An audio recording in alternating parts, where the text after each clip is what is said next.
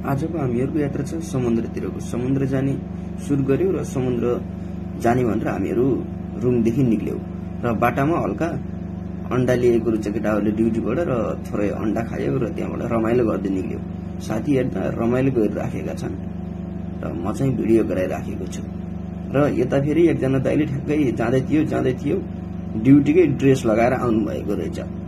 अनि एकछिन त्यो बारेमा रमाइलो गर्यो फेरि ड्रेस। अनि यो जकेट फेरि ठ्याक्कै उल्टो बनाएर पनि लगाएपछि डबलतिरबाट लगाउनु मिल्छ र मैले उहाँलाई भने दाइ जकेट यो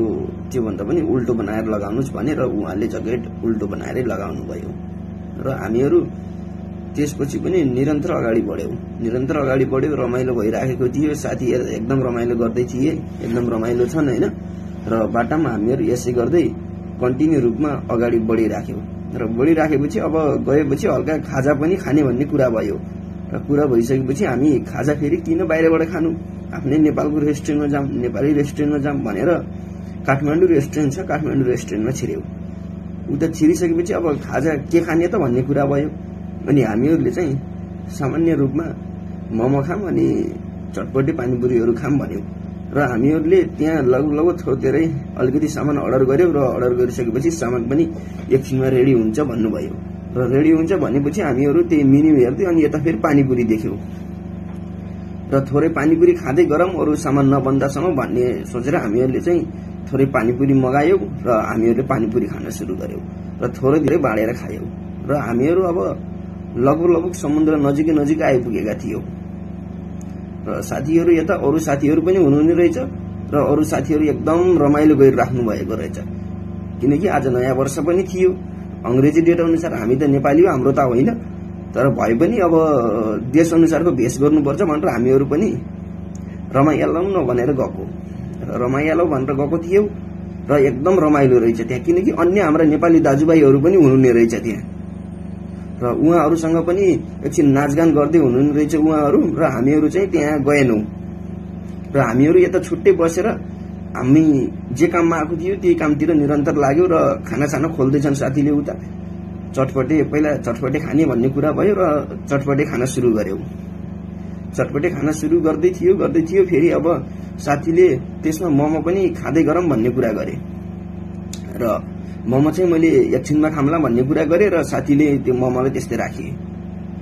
र हामीहरूले अलिअलि बाँडेर अब चटपटे खाना सुरु गर्यौं र लगतै हामीहरूले फेरि उता देख्यौं कि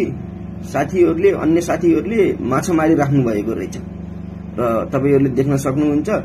माछा फेरि बहुत ठूला थियो र साथीहरूले धेरै अब दुःख त उहाँहरूले गर्नुभएको थियो तर सजिलो जस्तो लाग्थ्यो र त्यही गर्दै यता फेरि दाइले म चाहिँ एकछिन नुहाउँछु भन्नुभयो र नुहाउनतिर लाग्नुभयो। नुहाउन जानुभएको थियो र जाँदाखेरि पानी चाहिँ सोचेको भन्दा पनि चिसो भयो रे। त्यो भएको हुनाले दाइले चाहिँ म त डुब्दैन अब नुहाउनु होला भन्ने भन्नुभयो र दाइ उहाँदेखि निक्लिनु भयो र अब समुद्र आएपछि म पनि एकछिन पानी त छुनु पर्यो भन्ने सोचे र पानी छुनु पर्यो भन्ने सोचेर म पनि एकछिन पानीमा गए र रमाए। पानी धेरै चिसो थियो किनकि जाडो छ, त्यो भएको हुनाले पानी एकदमै चिसो लाग्यो र म पनि हल्का पानीमा रमाए र रमाइसकेपछि चाहिँ म त्यहाँदेखि निक्लिए। अनि निक्लिसकेपछि अब हामीहरू फर्किने बेला भएको थियो र फर्किने बेला ठ्याक्कै बाटामा त्यो समुद्रको साइडमा एउटा पिङ रहेछ र पिङको चाहिँ डोरी एकदमै मसिनो भएको हुनाले मलाई चाहिँ डर लागिराखेको थियो। साथीले चाहिँ बेस्सैमारी हल्लाइदिरहेको थिए र मैले साथी बिस्तारै भनिराखेको थिएँ र साथीले चाहिँ